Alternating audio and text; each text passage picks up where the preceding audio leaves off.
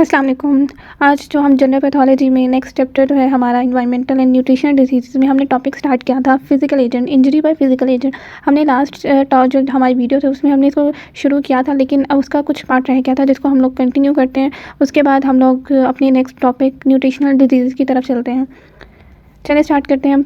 हमारे पास हमने ऑलमोस्ट सबकी बात कर ली थी लास्ट जो लेक्चर था हमारे पास कि फ़िज़िकल एजेंट कौन कौन से होते हैं जिनकी वजह से इंजरी होती है। उसमें जो लास्ट हमने पढ़ा था वो रेडिएशन की वजह से पढ़ा था कि उसमें किस तरह की इंजरी होती है। उसकी आज हम लोग मॉर्फोलॉजी की बात करेंगे कि उसका सेल पे क्या इफेक्ट होता है रेडिएशन की वजह से।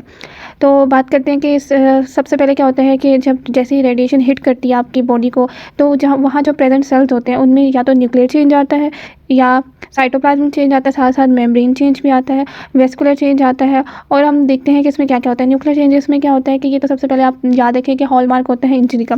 अच्छा, इसमें देखते हैं कि क्या होता है, क्रोमोसोमल एब्रेशन हो जाते हैं। इसमें क्या होता है, या तो क्रोमोसोम डिलीट हो जाता है कोई भी, या उसकी ट्रांसलोकेशन हो जाती है। मीन्स इसमें जो लॉकस होते हैं हमारे क्रोमोसोम्स के ऊपर जो लॉकस होते हैं वो चेंज हो जाते हैं, किसी दूसरे क्रोमोसोम के लॉकस के साथ रिप्लेस हो जाते हैं, या वो जो एक हैप्लॉइड होता है वो दूसरे किसी हैप्लॉइड के साथ जाके अटैच हो जाता है जिसके साथ नहीं लगना होता उसने, या उसके फ्रेगमेंट बन जाते हैं। एबनॉर्मल माइटोसिस स्टार्ट हो जाती है जिसकी नतीजे में क्या होता है कि हमारे जो स्पिंडल्स होते हैं वो डिसऑर्डर हो जाते हैं, पॉलीप्लॉइडी हो जाती है। इसमें क्या होता है कि आपके जो क्रोमोसोम्स होते हैं उनमें more than 2 set of chromosomes आपको नजर आते हैं बॉडी में, या तो एनोप्लॉइडी हो जाता है। इसमें आपके एबनॉर्मल क्रोमोसोम्स आपको नंबर ऑफ क्रोमोसोम्स नजर आते हैं। मोस्टली आपके पास डिप्लॉइड क्रोमोसोम्स होते हैं जिसमें 2 डॉटर हैप्लॉइड्स होते हैं, लेकिन sometime due to radiation damage इसमें क्या होता है कि आपके पास मोर देन 2 डिप्लॉइड जो होते हैं डिप्लॉइड होते हैं, लेकिन मोर देन 2 हैप्लॉइड आप अटैच होना शुरू हो जाते हैं, क्रोमोसोम्स बनाते हैं।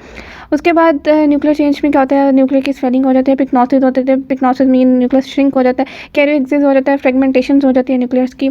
जाइंट सेल्स आपको नज़र आते हैं जिसमें आपको एक से ज़्यादा एक मतलब 2 से ज़्यादा आपको न्यूक्लियाई वहाँ पे नज़र आते हैं। उसके बाद साइटोप्लाज्मिक और मेम्ब्रेन चेंज में क्या होता है कि आपकी जो साइटोप्लाज्म होती है जो या मेम्ब्रेन होती है वहाँ पे स्वेलिंग स्टार्ट हो जाती है, माइटोकॉन्ड्रिया अपना फंक्शन करना छोड़ देता है और डिस्टॉर्ड हो जाता है बिल्कुल। और जो आपकी एंडोप्लाज्मिक रेटिकुलम होते हैं वो भी आप डिस्टॉर्ड डीजेनरेट हो जाती है। सबसे पहले जब सेल को अफेक्ट होता है तो उसमें जो 2 मेन ऑर्गेनेलीज होती हैं, माइटोकॉन्ड्रिया और ईआर, ये सबसे ज़्यादा अफेक्ट होती है। माइटोकॉन्ड्रिया जब खत्म हो जाएगी, एटीपी बनना खत्म हो जाएंगे, जो हमारे सेल्स है उसको एनर्जी नहीं मिलेगी, सेल्स डिस्ट्रॉय होंगे तो हमारी बॉडी डिस्टॉर्ड हो जाएगी, उसका जो फंक्शन है वो ख़राब होगा। उसके बाद जो ईआर है उसने वो रीजनरेट हो जाएगा, वो अपना फंक्शन सही से परफॉर्म नहीं करेगा। उसके बाद जो हमारी प्लाज्मा मेम्ब्रेन है वो ब्रेक होना शुरू हो जाएगी। उसके बाद चैलेंजेस ऑफ पैथोलॉजिस्ट का मतलब ये है कि सम टाइम जो रेडिएशन डैमेज होता है सेल पे, तो सम टाइम क्या होता है कि पैथोलॉजिस्ट जो होते हैं उसको कैंसर सेल के साथ, क्योंकि उनका जो डैमेज होता है सिमिलर टू कैंसर सेल होता है, तो वो डिफ्रेंशिएट नहीं कर पाते कि ये रेडिएशन डैमेज की वजह से हुआ या ये कैंसर सेल है। तो ये एक चैलेंज आता है पैथोलॉजिस्ट को। उसके बाद वेस्कुलर चेंजेस क्या होते हैं कि इसमें क्या होता है कि वेसल्स जो है हमारे पास डायलेट होना शुरू हो जाती है या वो श्रिंक होना शुरू हो जाती है ड्यू टू, या तो वहाँ पर कोई परमानेंट स्कार फाइब्रोसिस बनना शुरू हो जाती है। अर्ली टाइम में क्या होता है कि आपको जैसे ही रेडिएशन इफेक्ट किया आपकी जो वेसल्स है वो डायलेट होंगी। एंडोथेलियल सेल्स होते हैं वो मोस्ट सेंसिटिव होते हैं रेडिएशन डैमेज की वजह से, तो उनमें क्या होगा कि उनकी समटाइम्स स्वेलिंग हो जाएगी, वहाँ पे नेक्रोसिस हो जाएगी। लेट इसके डैमेज क्या होता है कि इसमें इंटरनल जो थिकनिंग होती है, इंटरनल थिकनिंग जो आपकी वेसल्स की इनर मोस्ट जो लेयर होती है वहाँ आप थिकनेस शुरू हो जाती है, कोलेजन डेपोजिशन होना शुरू हो जाती है, वेसल्स नैरो होना शुरू हो जाती है। उसकी वजह से ऑब्लिट्रेशन, वहाँ पे ऑब्स्ट्रक्शन आ जाती है। जैसे ही वेसल नैरो हमें पता है कि वहाँ से ब्लड नहीं गुजर पाएगा, जिसकी वजह से क्या होगा वहाँ इस्कीमिया हो जाएगा, जो आगे नेक्स्ट टिश्यू उनको ब्लड नहीं जाएगा, ऑक्सीजन नहीं मिलेगी और इंटरस्टिशियल फाइब्रोसिस हो जाएगा इन इरिटेटेड टिश्यूज। लेड टू क्या होगा, स्कार बनेगा, वहाँ पे ऑर्गन डिसफंक्शन हो गया due to loss of oxygen, due to loss of blood supply, और वहाँ पे कॉन्ट्रैक्शन होगी। कॉन्ट्रैक्शन मीन वो जो सेल्स हैं वो आहिस्ता आहिस्ता कॉन्ट्रैक्ट होना शुरू हो जाएंगे। तो ये है सेल मॉर्फोलॉजी जो रेडिएशन डैमेज की वजह से होता है। न्यूक्लियर चेंजेस आते हैं, कुछ साइटोप्लाज्मिक आते हैं, कुछ वेस्कुलर चेंजेस आते हैं। नेक्स्ट हम लोग बात कर लेते हैं कि ये एक पिक्चर है आप लोग की बुक में, रॉबिन स्कॉट ने टाइमलाइन ऑफ ऑर्गन्स इंजरी क्या होते हैं कि जैसे रेडिएशन आपकी बॉडी पे उसने अटैक किया है या हिट किया आपकी बॉडी पे, तो सबसे पहले जो ऑर्गन डिस्ट्रॉय होंगे वो कौन से हैं, और जो वीक के बाद या मंथ्स के बाद डिस्ट्रॉय होना शुरू होंगे वो क्या है, उनके अफेक्ट्स क्या होंगे आपकी बॉडी पे। अर्ली जब कुछ घंटे या कुछ वीक के अंदर आपकी जो स्किन है वहाँ पे रेडनेस, एरिथमिया वहाँ पे नजर आएगा, अडीमा हो जाएगा, आपकी लंग्स में अडीमा होगा, ARD एक्यूट रेस्पिरेटरी डिसऑर्डर होगा आपको। उसके बाद GI ट्रैक में आपको क्या होगा कि म्यूकोजल इंजरी हो जाएगी, अल्सर बन जाएंगे वहाँ पे, बोन मैरो एप्लेजिया, वहाँ पे बोन मैरो की aplasia, anaemia, leukopenia, thrombocytopenia, leukopenia means आपके जो वाइट ब्लड सेल्स हैं उनमें कमी आना शुरू हो जाएगी। थ्रोम्बोसाइटोपेनिया मीन्स आपके प्लेटलेट्स हैं वो डिक्रीज़ होना शुरू हो जाएंगे, उनके लेवल्स डिक्रीज़ होंगे। ये आर टू वीक जो अफेक्ट होता है वो उनकी बात कर रहे हैं हम लोग। जो लेट इसके अफेक्ट्स आएंगे मंथ टू ईयर, उसमें आपकी जो स्किन है वो पिगमेंटेशन हो जाएगी वहाँ पे, मतलब आपकी जो स्किन का कलर है वो चेंज हो जाएगा। एट्रोफी हो जाएगी, आपके जो सेल्स हैं वो जो है वो रिड्यूस होना शुरू हो जाएंगे। कैंसर हो सकता है। लंग्स में क्या होगा, इंटरस्टिशियल जो सेल्स हैं वहाँ फिब्रोसिस बन जाएगा। जीआई में क्या होगा कि फिब्रोसिस, स्ट्रिक्चर मीन होता है कि एबनॉर्मली वहाँ पे जो वेसल्स हैं, जो म्यूकस है वो नैरो होना शुरू हो जाएंगी। गोनेड्स में एट्रोफी हो जाएगी, फाइब्रोसिस, परमानेंट स्टेरिलिटी भी हो जाती है। इसमें क्या होता है कि जो स्पर्म प्रोडक्शन है या एग प्रोडक्शन है वो रिड्यूस हो जाएगी या बिल्कुल परमानेंट ख़त्म हो जाएगी। आप जो है वो रिप्रोडक्शन की तरफ नहीं जा सकते, रिप्रोडक्शन नहीं होती आपकी बॉडी में। ब्रेन में क्या होगा, निक्रोसिस हो जाएगी इन हाई डोसेज में। और आइज़ कैटरैक्ट्स, मतलब आपके जो आइज़ हैं वहाँ पे जो हम लोग ने अक्सर सुना होगा कि आंखों पे मोतिया उतर आया, तो ये वही बीमारी होती है।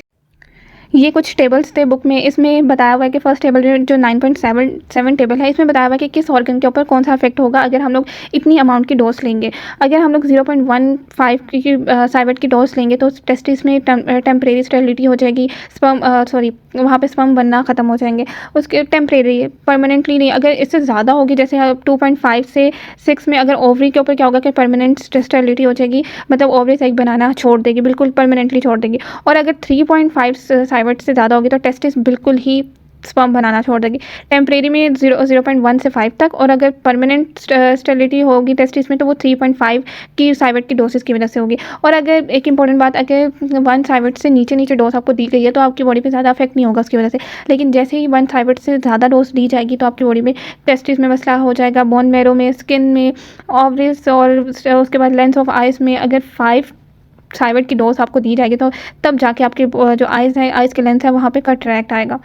उसके बाद जो 9.8 टेबल है उसमें आप बात की गई है टोटल बॉडी आयोनाइजिंग रेडिएशन। इसमें भी उन्होंने बात की है कि कितनी साइबेट की डोज होगी और उसका इफेक्ट कहाँ कहाँ पे होगा, और उसके साइन सिम्टम्स और टाइम ऑफ डेवलपमेंट, और उसकी लेथैलिटी कितनी होगी, कितना स्वेयर हो जाएगा। अगर 0.1 साइबेट से अभी हम लोगों ने बात की, इसमें क्या होता है कि कोई अगर 0.1 है ना, तो 0 से 1 है तो इसमें आपको कोई इफेक्ट नहीं होगा। 1 से नीचे साइबेट की डोज आपको दी जाए तो उसमें कोई इफेक्ट नहीं।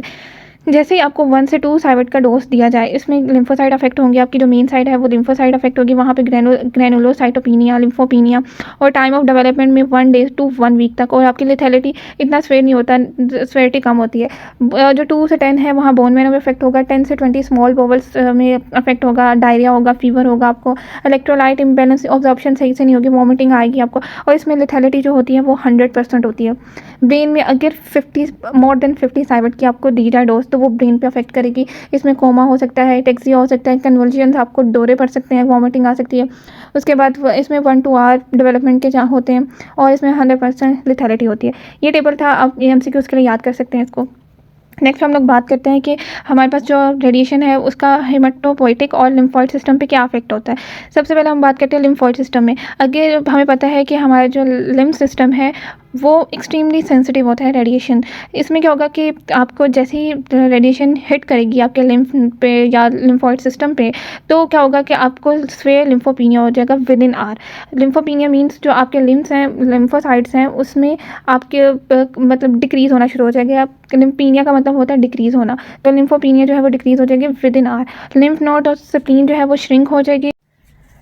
रीजनरेशन हम लोग इसको कर सकते हैं, लेकिन अगर डोज हमारे पास जो है वो लीथल नहीं है, अगर डोज 1 साइबेट से कम है तो तब हम लोग कर सकते हैं इसको, डोज देके हम लोग इसको रीजनरेट करवा सकते हैं। लेकिन बोन मैरो केस में क्या होता है, बोन मैरो के जो प्रिकर्सर सेल्स होते हैं वो भी हाईली सेंसिटिव होते हैं वो फ्रॉम रेडिएशन। इसमें क्या होता है कि मैरो एप्लीजिया हो जाता है, जो बोन मैरो में जो प्रिकर्सर सेल्स हैं वो डिक्रीज़ होना शुरू हो जाते हैं, न्यूट्रोपीनिया हो जाते हैं, न्यूट्रोफिल्स होते हैं वो नेदर मीन होता है कि आप बिल्कुल ख़त्म होने के पॉइंट पे हो, बहुत लोवेस्ट एक्सट्रीम पॉइंट जो होता है ना उस पे हो। न्यूट्रोफिल बिल्कुल ख़त्म हो जाता है अगर in the second week of, जब आपको रेडिएशन हीट करती है उसके जो सेकंड वीक होता है उसमें आपको न्यूट्रोपीनिया बिल्कुल ख़त्म हो जाता है। उसके बाद recovery of blood count can take 2 से 3 मंथ आपको लगते हैं इनको रिकवर करने के लिए। और कुछ केसेस में थ्रोम्बोसाइटोपिनिया भी हो जाता है at the end of the first week. इसमें क्या होता है कि आपके जो प्लेटलेट्स काउंट होते हैं वो बिल्कुल एंड की स्टेज में चल जाता है। और अनीमिया भी हो सकता है आपको कुछ 2 से 3 वीक्स के बाद आपको अनीमिया हो सकता है, और अगर आप इसको ट्रीट ना करें तो वो प्रेसिस्ट रह सकता है मंथ तक। उसके बाद साइटोपिनिया हो सकता है। नेक्स्ट हम लोग बात करते हैं रेडिएशन से फिब्रोसिस कैसे हो सकता है। इसमें क्या होता है कि common long term complication of radiotherapy की वजह से आपकी जो बॉडी पे जो कोलेजन होती हैं वो डिपॉजिट होना शुरू हो जाती है, और उसके बाद वो जो कोलेजन है वो कनेक्टिव टिश्यू के साथ रिप्लेस होने के बाद वहाँ पे एक परमानेंट स्कार बना देती है। इसे हम लोग फाइब्रोसिस कहते हैं। इसमें क्या होता है कि इसका मैकेनिज्म क्या होता है कि जब कोई जो है वो हिट करती है, आपकी वेस्कुलर डैमेज करती है, कोई भी रेडिएशन आपके वेस्कुलर को डैमेज करते हैं, तो उसमें जो आपके स्टेम सेल्स होते हैं उनकी डेथ हो जाती है, जिसकी वजह से आपकी बॉडी उसके नतीजे में कुछ इन्फ्लेमेटरी सेल्स रिलीज करवाती है जिनमें साइटोकाइंस और कीमोकाइंस आ जाते हैं, और साथ साथ में फिब्रोब्लास्ट की एक्टिवेशन करवाती है। इन फिब्रोब्लास्ट की एक्टिवेशन की वजह से अगर इसकी एक्टिवेशन बहुत ज़्यादा होगी तो ये क्या करवाती है, रेडिएशन इंड्यूस फाइब्रोसिस करवा देती है आपकी बॉडी में। और ये मेनली जो फिब्रोब्लास्ट एक्टिवेशन होती है ये एक मेन कॉन्ट्रीब्यूटर होता है आपकी बॉडी में रेडिएशन इंड्यूस फाइब्रोसिस बनाने में। तो हम लोग एक दफ़ा पढ़ लेते हैं इसको, मैकेनिज्म को पढ़ लेते हैं। रिप्लेसमेंट ऑफ द डेड, जो आपके पेरेन्काइमा सेल्स होते हैं आपके जो जिसकी रेडिएशन की वजह से आपके जो पेरेन्काइमा सेल्स होते हैं वो डेड हो चुके होते हैं, तो वो जो डेड सेल्स हैं वो कनेक्टिव टिश्यू के साथ रिप्लेस हो जाते हैं, जिसकी वजह से वहाँ पे फाइब्रोसिस होती है। और क्रोनिक अगर वेस्कुलर इंजरी हो जाती है तो उसकी वजह से आपको इस्कीमिया हो जाता है, और release of cytokine promoting inflammation और फिब्रोब्लास्ट एक्टिवेशन। अब आपकी जब फाइब्रोसिस बन गई, एक जगह पे स्कार बन गया, तो वो वेसल को एक्सक्लूड करवा देंगे, जिसकी वजह से ब्लड आगे नहीं जा पाएगा, टिश्यू तक ब्लड नहीं जाएगा, ऑक्सीजन नहीं जाएगा, तो उसकी वजह से इस्कीमिया हो जाएगा वहाँ पे। इस तरह फाइब्रोसिस की वजह से इस्कीमिया भी हो जाता है हमारी बॉडी में। उसके बाद जो कॉमन साइट्स हैं इसमें ज़्यादातर लंग्स आ जाता है, जिसमें आपको निमोनाइटिस, वहाँ पे आपको फाइब्रोसिस की वजह से निमोनाइटिस हो जाता है। स्लाइवरी ग्लैंड में ज़ीरोस्टोमा हो जाता है। इसमें क्या होता है कि स्लाइवरी ग्लैंड आपके जो स्लाइवा प्रोड्यूस करने की एबिलिटी होती है वो कम हो जाती है, जिसकी वजह से आपका जो माउथ है वो ड्राई रहना शुरू होता है। इसको हम लोग कहते हैं ज़ीरोस्टोमा। पेल्विस और कोलोरेक्टम में क्या होता है कि आफ्टर प्रोस्टेट और सर्वाइकल रेक्टम कैंसर ट्रीटमेंट में इसमें मतलब जब आप कोई भी प्रोस्टेट सर्जरी करवाते हैं या सर्वाइकल सर्जरी करवाते हैं या रेक्टल कैंसर ट्रीटमेंट करवाते हैं, तो इस केसेस में आपको रेडिएशंस लगती हैं, तो उन रेडिएशन की वजह से यहाँ पे अफेक्ट हो सकते हैं इन साइड पे। स्किन में आपको क्रॉनिक डर्माटाइटिस हो सकता है ड्यू टू रेडिएशन। नेक्स्ट हम लोग बात करते हैं जो रेडिएशन की वजह से डीएनए पर क्या डैमेज होता है। दो तरह के टाइप्स होती हैं डीएनए डैमेज में, सिंगल बेस डैमेज, या तो सिंगल सिर्फ एक बेस डैमेज होती है, या डबल स्ट्रैंडेड डैमेज होता है जिसको हम लोग डीएसबी भी कहते हैं, या तो हमारे पास डीएनए प्रोटीन क्रॉस लिंक भी इसमें आ सकती हैं, इसको भी डैमेज होता है। इसमें जो सबसे ज़्यादा डीएसबी है वो ज़्यादा सीरियस कंडीशन है, अगर इसको डैमेज हो गया तो आपकी बॉडी सीरियस कंडीशन में जा सकती है। डीएनए रिपेयर और एरर में क्या होता है कि आपकी बॉडी के पास एक रिपेयर करने का पाथवे होता है, जिसका दो तरह के पाथवे होते हैं हमारे पास। एक होता है होमोलोगस रिकॉम्बिनेशन और दूसरा होता है नॉन होमोलोगस एंड ज्वाइनिंग, जिसको हम लोग NHAG भी कहते हैं। ये ज़्यादातर आजकल जो ज़्यादातर यूज़ हो रहा है वो यही नॉन होमोलोगस वाला पाथवे ही यूज़ हो रहा होता है। ये एरर प्रोन होता है, इसमें एरर के चांसेस नहीं होते, लेकिन सम टाइम क्या होता है कि ड्यू टू जब ये क्या करवाता है, सबसे पहले इसकी बात कर लेते हैं। ये क्या करवाता है कि आपकी जो डीएनए है उनको दोबारा स्टिच करवा देता है, stitching the DNA back together ये करता है आपकी बॉडी में, ताकि वो जो डीएनए है वो दोबारा से सही और म्यूटेशन ना करे और रेप्लिकेशन के दौरान वो म्यूटेटेड कॉपीज ना बनाए, तो ये डीएनए को रिपेयर करवाता है। तो समटाइम क्या होता है कि इस रिपेयरिंग के दौरान ही क्या होता है कि ये जो सिस्टम होता है आपकी बॉडी में म्यूटेशन करवा देता है, डिलीशन भी हो जाती है, इसमें क्रोमोसोमल ट्रांसलोकेशन हो जाती है ड्यू टू ये जो आपकी रेडिएशन होती है ना, इनकी वजह से ये सब चीज़ें हो जाती हैं। आपका जो नेक्स्ट सिस्टम होता है non homologous system and joining system, अगर ये जो डैमेज सेल्स हैं ये सर्वाइव कर जाएं, या ये जो डैमेज जिन डीएनए में म्यूटेशन हुई है वो डिवाइड करना शुरू हो जाए, रेप्लिकेट करना शुरू हो जाए, और जो हमारी बॉडी में चेक पॉइंट्स होते हैं जिन्होंने कंट्रोल करना होता है इन म्यूटेशंस को, अगर ये चीज़ें वहाँ से भी गुजर जाएँ, ये डीएनए वहाँ से भी गुजर जाए, तो ये जो म्यूटेशन है ये कुछ साल बाद कैंसर में कन्वर्ट हो जाती हैं। हम लोग बात कर लेते हैं नेक्स्ट कैंसर के प्रूफ्स की बात कर लेते हैं जो रेडिएशन की वजह से हुआ था। अब कुछ डॉक्यूमेंटेड पॉपुलेशन जिनके ऊपर रेडिएशन की वजह से कैंसर हुआ था, उनमें कुछ एटॉमिक बॉम्ब जो हिरोशिमा और नागासाकी में ये एक फेमस डॉक्यूमेंटेड इंसिडेंट है। इसमें हमें पता है कि बॉम्बिंग की वजह से अब तक जो उनकी जो जनरेशन है उनमें किसी को कैंसर होता है, किसी को थैलेसीमिया होता है, किसी का लेग इम्प्यूटेड होता है, बाय बर्थ ही उनका लेग इम्प्यूटेड होता है, किसी का एक बॉडी पार्ट नहीं होता। तो ये सारे जो केसेस हैं ये ड्यू टू एटॉमिक बॉम्बिंग की वजह से हुआ था, उनके ये इफेक्ट्स अब तक उनकी जनरेशन में चलते आ रहे हैं। कुछ में कैंसर होता है, कुछ में थैलेसीमिया बहुत से बच्चों में होता है, थायराइड का कैंसर होता है इनमें, breast cancer, lung cancer, leukaemia बहुत ज़्यादा होता है, सॉलिड ट्यूमर्स इनके ऑर्गन्स में नज़र आते हैं। तो ये सब जो सारी चीज़ें ये रेडिएशन की वजह से ही अब तक हमें सामने नज़र आ रही हैं। सर्वाइवल ऑफ चेरनोबिल जो एक्सीडेंट था इसमें भी हमें जो थे बाद में हमें इसके जो सर्वाइवर नज़र आए थे उनमें थायराइड कैंसर नज़र आया था, थायराइड ट्यूमर बहुत ज़्यादा और ल्यूकीमिया, बर्थ डिफेक्ट इनमें था। और जो Marshall Island nuclear fallout हुआ था, ये भी इंसिडेंट था, इसमें आपको बर्थ डिफेक्ट बहुत ज़्यादा नज़र आए थे, ल्यूकीमिया बहुत ज़्यादा नज़र आए थे बाद में जो सर्वाइवर थे। और जो पेशेंट रिसीविंग जिन्होंने रेडिएशन थेरेपी ली थी अपनी कैंसर की वजह से, इसको सेकंड कैंसर डेवलपमेंट भी कहते हैं। इसमें क्या होता है कि आपको जो जिन पेशेंट को हॉटकिन लिम्फोमा था उन्होंने रेडिएशन थेरेपी ली थी, जिसके बाद उन्हें सेकंड कैंसर डेवलप हो गया था उनकी बॉडी में, जिनमें acute myeloid leukaemia, myelodysplastic syndrome, solid tumours और इस तरह के जो ट्यूमर्स थे ये नज़र आए थे वहाँ पे। उसके बाद की फाइंडिंग में क्या था कि जो ल्यूकीमिया थे और थायराइड, ब्रेस्ट, लंग कैंसर ये बहुत ज़्यादा नज़र आए थे वहाँ पे। और ज़्यादातर जो चिल्ड्रन थे वो इस चीज़ से अफेक्ट हुए थे। और जो डोज, अच्छा ये एक इम्पॉर्टेंट एमसीक्यूज़ है कि कुछ स्टडी में ये देखा गया है कि अगर जिन बच्चों को जिनका चेस्ट का सीटी स्कैन करवाया जाता है, जिनकी डोज ऑलमोस्ट 0.10 मिलीसाइवर्ट या 0.15 मिलीसाइवर्ट या 10 मिलीसाइवर्ट तक होती है उनकी डोसेज रेडिएशन की, तो अगर ये बच्चे 2 से ज़्यादा सीटी स्कैन करवा लेते हैं तो इनमें चांसेस होते हैं कि कुछ ल्यूकीमिया और मैलिग्नेंट ब्रेन ट्यूमर के चांसेस होते हैं, इनमें ज़्यादा चांसेस हो जाते हैं इनमें जो बच्चे 2 से ज़्यादा सीटी स्कैन करवाते हैं। और जो इन फीमेल वो जो प्यूबर्टी तक पहुंच चुकी होती हैं तो उनके ब्रेस्ट कैंसर के चांसेस होते हैं अगर वो 2 से ज़्यादा सीटी स्कैन करवाएं इन हाई डोसेज पे। डोज मैटर करती है। अगर 100 मिलीग्राम की डोज भी मिल रही है तो तब रिस्क तो बहुत ज़्यादा होगा, लेकिन अगर 5 मिलीग्राम की डोज, इससे भी कम डोज आपको दी जा रही है तो कहीं ना कहीं रिस्क होता है। और एविडेंस मौजूद है कि 5 मिलीग्राम की डोज और इससे कम डोज पे भी रिस्क होता है, कुछ ना कुछ इफेक्ट होता ही होता है बॉडी में। अब हम नेक्स्ट बात कर लेते हैं रेडोन गैस। ये भी एक कैंसर को बनाने के लिए, कैंसर को प्रोड्यूस करने के लिए एक मेजर कह लें सोर्स है। ये यूबिक्विटस होता है। यूबिक्विटस मीन ये प्रेजेंट होता है एवरीवेयर, या तो सॉइल में प्रेजेंट होता है या रॉक में प्रेजेंट। हमें पता है कि सॉइल और रॉक में यूरेनियम तो प्रेजेंट होता ही होता है, तो ये जो रेडोन गैस है उसी यूरेनियम का एक डिके प्रोडक्ट कह सकते हैं आप कि ये यूरेनियम से ही निकलती है। अब यूरेनियम से रेडोन गैस निकली, अब जो रेडोन गैस है वो आगे कन्वर्ट होती है अपने 2 डॉटर्स में, जो जिनका नाम होता है प्लोनियम 214 और प्लोनियम 218। ये जो 2 डॉटर हैं ये अल्फा पार्टिकल रिलीज करवाती है। हमने लास्ट लेक्चर में पढ़ा था जो अल्फा पार्टिकल होते हैं वो आपकी बॉडी में डीप पेनिट्रेट करते हैं, और जहाँ पेनिट्रेट करते हैं वहाँ आपको मतलब वहाँ पे कैंसर के चांसेस आपको वहाँ पे उसी जगह, क्योंकि ये डीप पेनिट्रेशन करते हैं लेकिन इनकी सेवेरिटी कम होती है, लेकिन जहाँ पेनिट्रेट करते हैं वहाँ पे अफेक्ट करना शुरू कर देते हैं। उसके बाद अगर इसका कोई भी पार्टिकल आपके लंग्स में चला जाए तो वहाँ जाके लॉन्च हो जाएगा, और उसके बाद जो ब्रोंकियल एपिथेलियम है वो हमेशा के लिए इरिटेशन हो जाएगी वहाँ पे। At a risk of population में कौन कौन से आ जाते हैं इसमें? यूरेनियम माइनस, जिन माइंस में जहाँ यूरेनियम हो रहा हो, मिल रहा हो, वहाँ पे जो माइनस काम कर रहे होते हैं वो हाई रिस्क होते हैं इस कैंसर के लिए। और home owners in area with high radon gas, क्योंकि ये जो रेडोन गैस होती है ये आपकी सॉइल में होती है, गार्डन में होती है, तो उस गार्डन से आपकी जो ये गैस है वो आपके घर में आ सकती है। उन एरिया में जहाँ ये रेडोन गैस बहुत ज़्यादा है तो उनके जो घर वाले हैं उनको ये अफेक्ट कर सकती है। और risk is synergistic with tobacco smoking, और अगर कोई पेशेंट स्मोकिंग करता है तो उसमें ये इसके चांसेस और भी ज़्यादा हो जाते हैं। नेक्स्ट हम लोग अपने नेक्स्ट टॉपिक की तरफ आते हैं, न्यूट्रिशनल डिजीज़। इसमें हम लोग बात करेंगे डिफरेंट वाइटामिन्स की बात करेंगे। इसमें कुछ जो हमारे पास बीमारियां हैं, बुलिमिया, एनोरेक्सिया नर्वोसा, और साथ में कुछ और बीमारियां जो हैं उनकी बात करेंगे कि किस तरह न्यूट्रिशनल डिजीज़ की वजह से उन पर अफेक्ट होता है।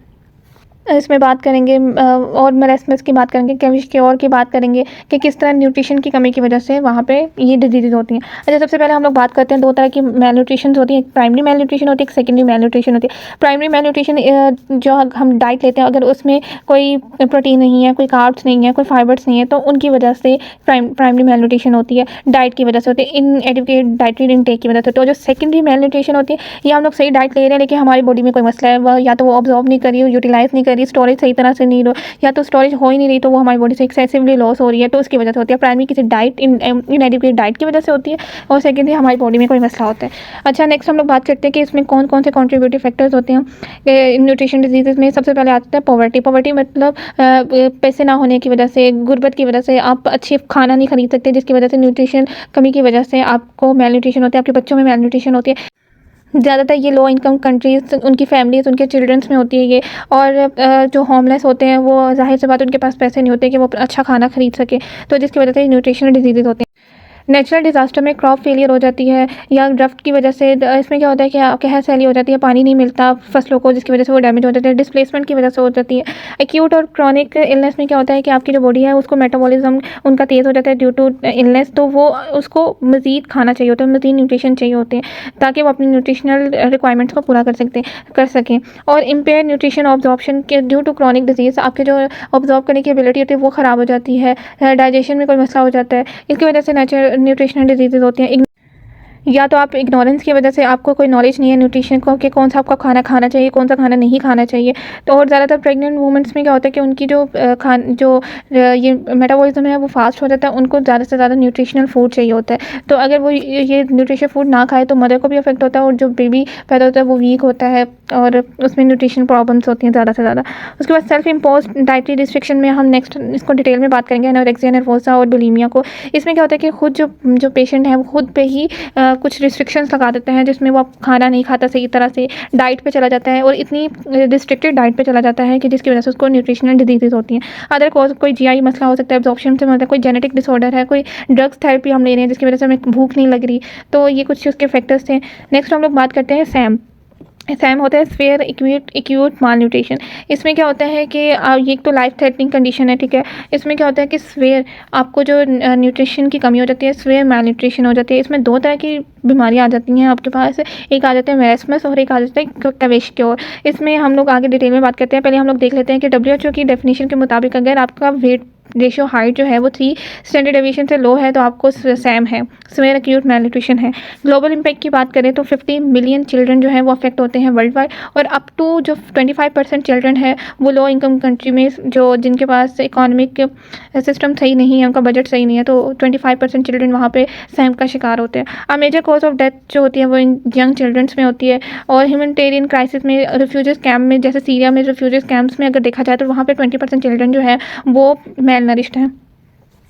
नेक्स्ट हम लोग बात कर लेते हैं, सबसे पहले हम लोग बात कर लेते हैं सैम के डिस्कस करने से पहले हमें पता होना चाहिए कि हमारी बॉडी में 2 तरह के प्रोटीन कंपार्टमेंट्स होते हैं। एक होता है सोमैटिक प्रोटीन कंपार्टमेंट, एक होता है विजरल। जो सोमैटिक होता है इसमें जो हम प्रोटीन्स होते हैं वो स्केलेटल मसल्स में होती हैं, और ये जो सोमैटिक कंपार्टमेंट है ये मेरेस्मस में कम हो जाता है। और जो विजरल प्रोटीन कंपार्टमेंट्स है इसमें जो प्रोटीन्स होते हैं वो हमारे विजरल ऑर्गन, स्पेशली इसमें लीवर आ जाता है, इसमें प्रोटीन्स होती हैं। इसमें क्या होता है कि क्वेश्योर जो डिजीज़ होती है इसमें ये जो विजरल प्रोटीन कंपार्टमेंट है ये कम हो जाता है, और हम लोग इसको प्रोग्नोज कर सकते हैं बाय सीरम लेवल्स की वजह से, क्योंकि इसमें लीवर इन्वॉल्व होता है। नेक्स्ट हम लोग बात कर लेते हैं कि सैम डायग्नोज कैसे होता है। वेट फॉर हाइट में अगर हम लोग देखें, अगर 60% वेट कम है नॉर्मल से तो उसको सैम है या उसको मेरेस्मस है।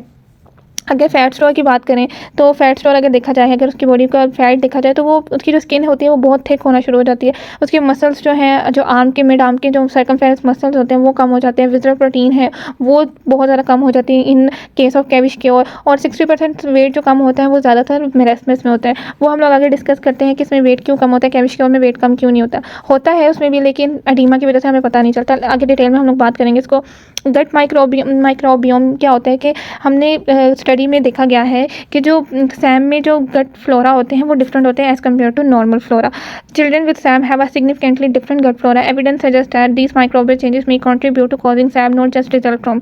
एक एक्सपेरिमेंट किया गया था माइस के ऊपर कि एक सैम वाला माइस था जिसके अंदर जो फ्लोरा थे उसको उठाया था, सैम वाले फ्लोरा को, और एक हेल्दी जो माइस था उसके अंदर डाल दिया था। तो अब वो जो सैम वाले फ्लोरा थे उन्होंने अफेक्ट कर दिया जो हेल्दी वाले फ्लोरा थे, तो जिसकी वजह से जो हेल्दी वाला था वो भी माल नरिश्ड होना शुरू हो गया था। तो इस तरह देखा गया कि वो जो गट फ्लोरा जो मेल नरिश्ड में होते हैं और जो हेल्दी में होते हैं वो डिफरेंट होते हैं। तो सबसे पहले हम लोग बात कर लेते हैं मेरेस्मस स्वेयर कैलोरी डेफिशिएंसी।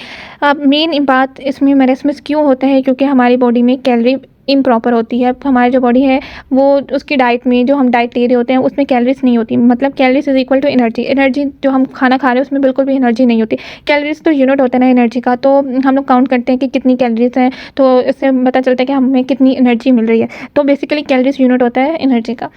तो ये अब पिक्चर आपको नज़र आ रही है यहाँ पे। तो मेरेस्मस जो केस होता है उसमें जो चिल्ड्रन होता है उसमें ये कंडीशन हो जाती है, आपकी जो हड्डियाँ होती हैं वो नज़र आना शुरू हो जाती है, इसमें मसल लॉस हो जाता है। हमने पहले बात की कि जो मेरेस्मस होता है उसमें जो आपका जो कंपार्टमेंट लॉस होता है वो सोमैटिक कंपार्टमेंट लॉस होता है, और जो विजरल कंपार्टमेंट होता है वो कैविशक्योर में लॉस होता है।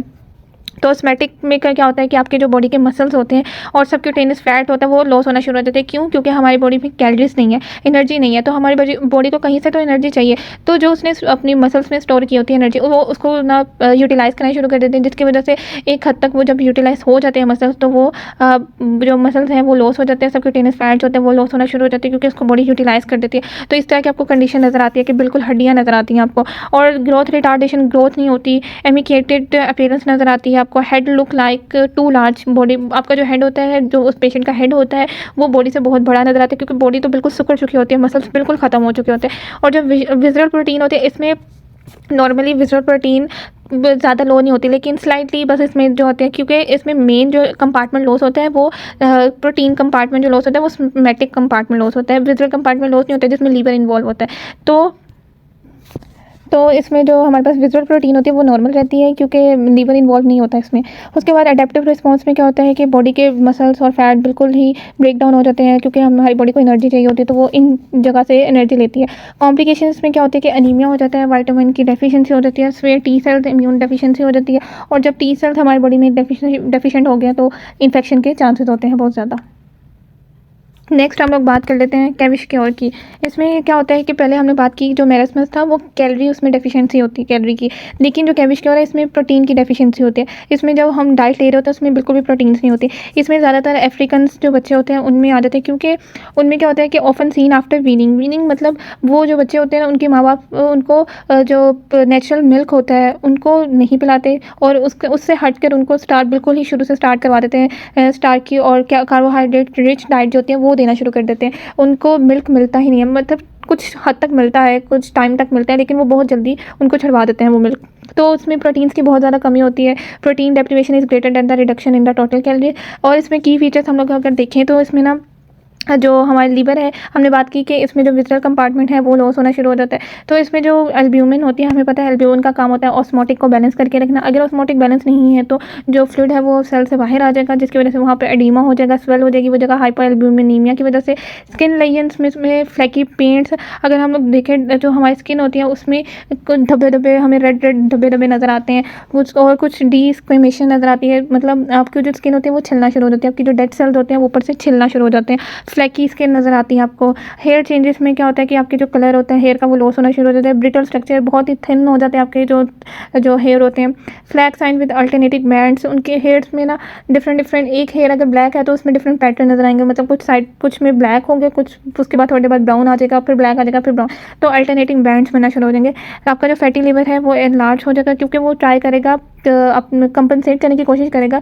तो इस कोशिश में वो बहुत ज़्यादा एल्ब्यूमिन बनाने की कोशिश करेगा कि हमारी बॉडी में एल्ब्यूमिन की कमी हो रही है तो वो बहुत बनाएगा। तो इसके नतीजे में क्या होगा कि हाइपरप्लेजिया हो जाएगा, तो इसकी वजह से जो लीवर है वो एनलार्ज हो जाएगा। मेंटल चेंजेस में एपैथी हो जाती है, लिस्टलेसनेस हो जाती है, लॉस ऑफ एपेटाइट। एपैथी होता है कि लैक ऑफ इमोशन, आपको कोई इमोशन समझ नहीं आते, मोटिवेशंस नहीं रहती आपकी बॉडी में, कुछ काम करने का दिल नहीं करता। लिस्टलेसनेस हो जाती है, इसमें आप बहुत लेजी फील करते हैं, एक जगह पे बैठे रहते हैं, कुछ किसी काम का दिल नहीं करता। लॉस ऑफ एपेटाइट, भूख नहीं लगती आपको। और उसके बाद मास्ड वेस्ट में क्या होता है कि एडिमा की वजह से आपकी जो बॉडी का वेस्ट हो रहा होता है, अंदर जो आपका सिस्टम ख़राब हो रहा है, आपको लग रहा होता है कि आप बहुत हेल्दी हो बाहर से, एडिमा की वजह से बच्चा हेल्दी है, लेकिन अंदर जो हो रहा होता है उसका पता नहीं चलता।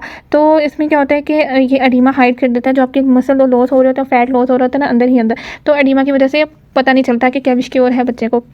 ये पिक्चर में आपको नज़र आ रहा होगा कि उसका बेली फूला हुआ है, उसके हाथ पाँव जो हैं वो फूले हुए हैं, उसकी जो आंखें हैं वो पफीनेस हुई हुई है, जो बाल है उनका टेक्सचर चेंज है, बॉडी का टेक्सचर चेंज हुआ हुआ है, कहीं पे बहुत ज़्यादा डार्कनेस हुई हुई है, कहीं पे डार्कनेस नहीं है।